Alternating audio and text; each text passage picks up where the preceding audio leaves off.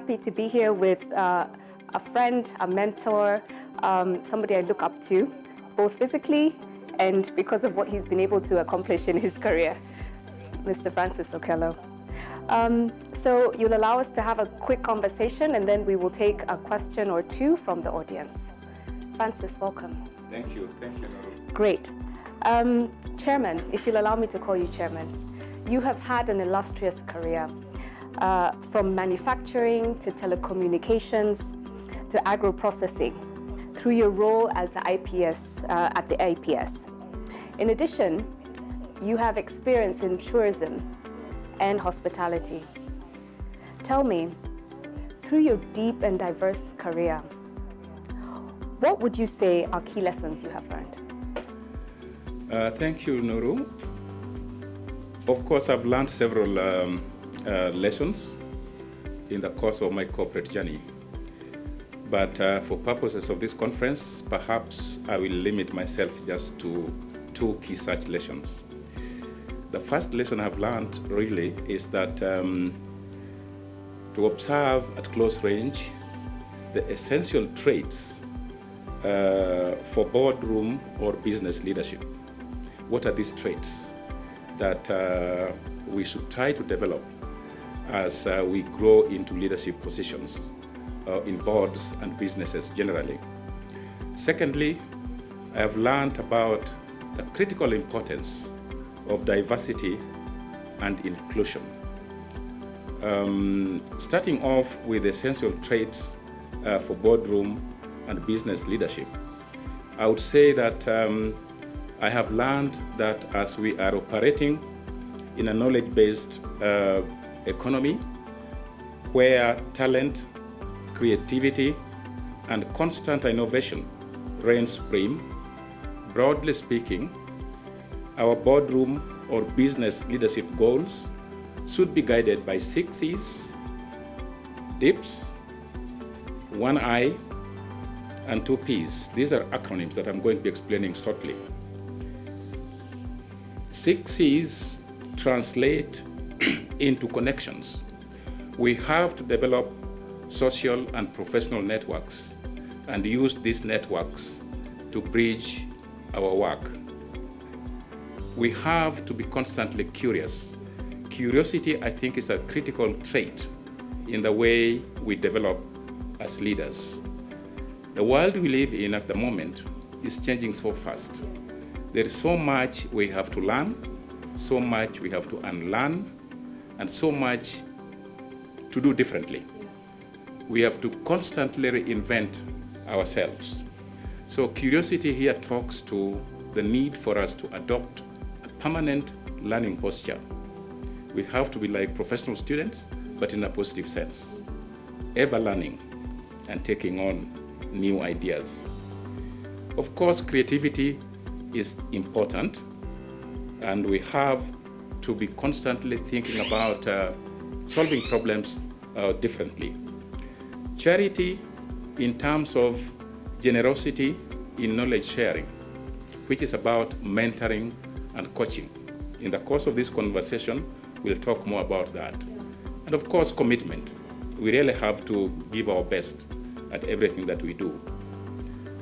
DIPS translate into 2 Ds, which means really discipline or self-control, and diligence, which may also mean perseverance. 1 I in this acronym structure that I've developed talks to industry. And 2 Ps translate into passion and professionalism. I have also learned that if you pursue your passions professionally, all else will logically follow. And further, that it is important for us to earn our stripes and let our carefully developed professional credentials, respect, and reputation to be our able interlocutor. That's really interesting, and I think it's so powerful to hear from you saying about the need to continuously learn, because one would think that you're at the top of Mount Kilimanjaro in terms of what you've accomplished in terms of your career, but you still feel like it's important to keep learning. Yeah, not so. I mean, top of the mountain is not possible. Oh, good. Okay. We are constantly learning. Incidentally, as I immerse myself into new areas like technology and the digital space, increasingly I'm finding it that it's easier to learn from my adult, children and my grandchildren. Yes. Somehow my interacting with them, our changing roles, they are my teachers and I'm their student. I don't have my ego coming in between.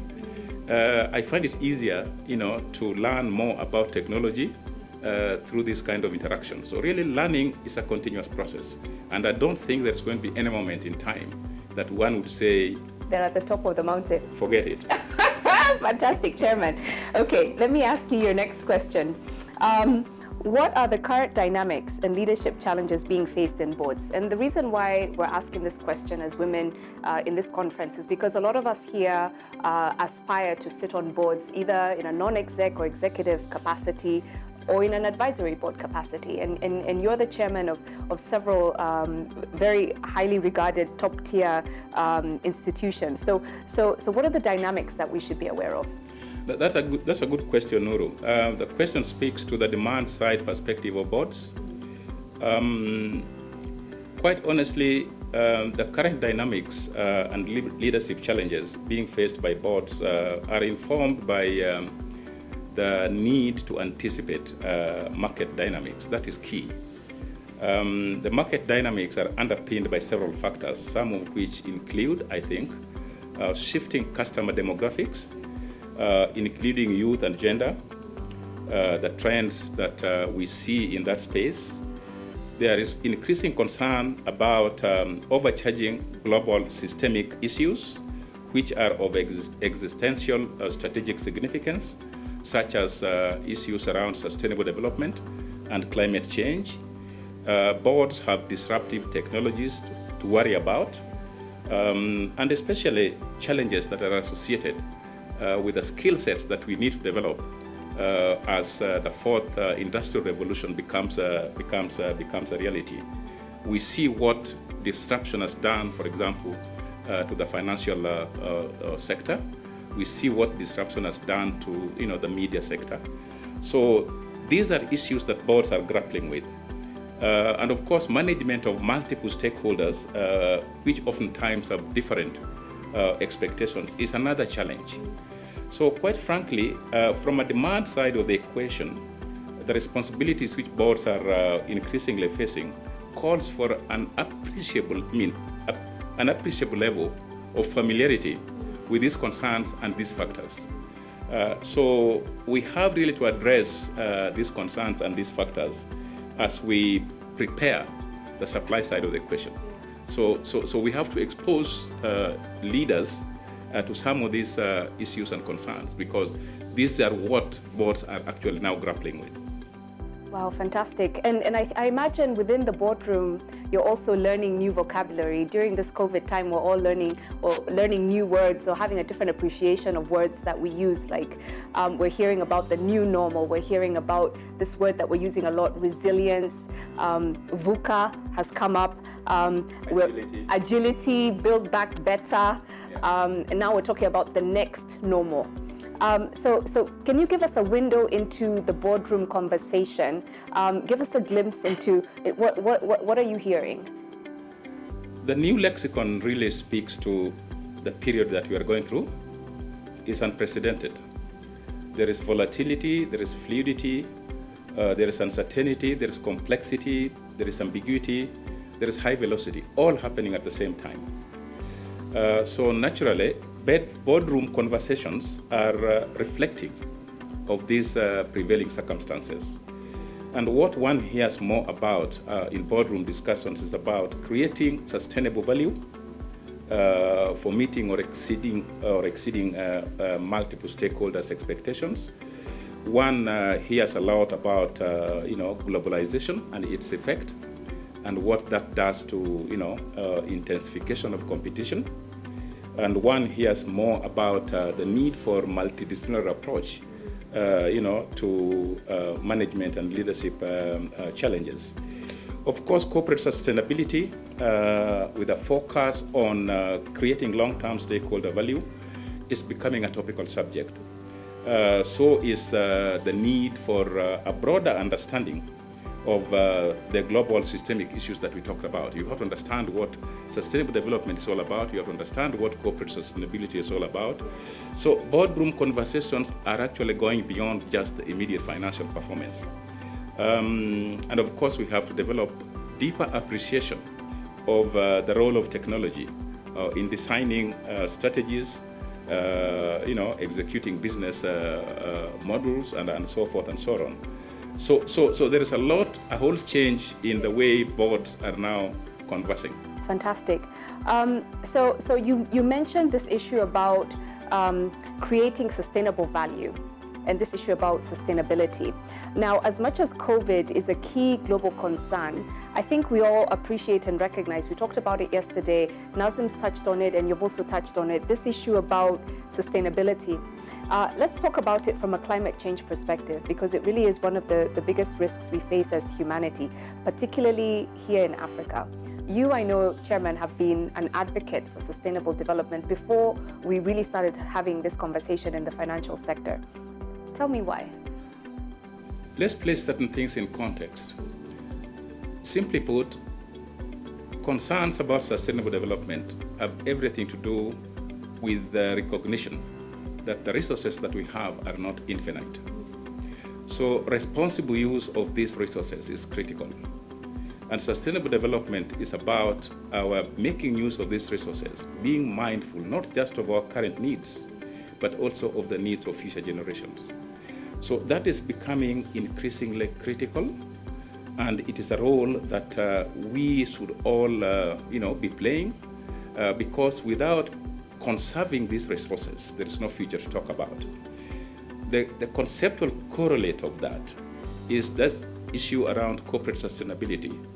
Gone are the days when corporates were exclusively concerned about immediate profitability. We have to talk about long-term stakeholder value creation. And that is what corporate sustainability is about. When it comes to climate change, it's a big subject, but let's put it this way. Climate change is a systemic challenge to our survival as human species, but also as civilizations, because it's changing everything that we have known. There are increasingly cases of erratic rainfalls. We have unprecedented cases of droughts and so forth. So in terms of the responsibility that we need to carry with us when it comes to issues of sustainable development and climate change, it's about our own survival as human species, and in terms of our own, the importance of actually preserving our civilizations as a society. Because without that, the disruptions that are coming with that is going to be quite devastating. It is an individual responsibility. It's a responsibility you have to carry at national level. It is a responsibility that you have to carry at regional and global level. That is why when you see global initiatives around, for example, the Paris Climate Agreement, or in the financial sector, issues around, the UNDP's, financial initiative, responsible banking framework, this is where we are coming from. Fantastic. What amazing insights you've given us today morning, Chairman. We really appreciate it. And I feel like you have such a wealth of information. I feel like you need to pen something, put your thoughts on paper just so we can just have it and you can pass it on.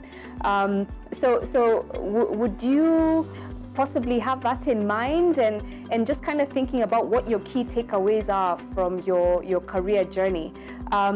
If you were to advise your younger self, the 20-year-old Francis, the 30-year-old Francis, what would the key lessons in your career, what would you pass on to your younger self? The challenge about sharing this experience is welcome, Nuru. And yes, this is work in progress. I'm writing my memoirs, that is a fact. Fantastic. So let's all look at this space. Yes. Of course, there are several takeaways that one has learned over the time. There is this need for us to preserve and protect our self-esteem. And at the risk of being repetitive, let me say that the first important thing for us as leaders is to really preserve and protect our self-esteem, self-confidence, and self-respect.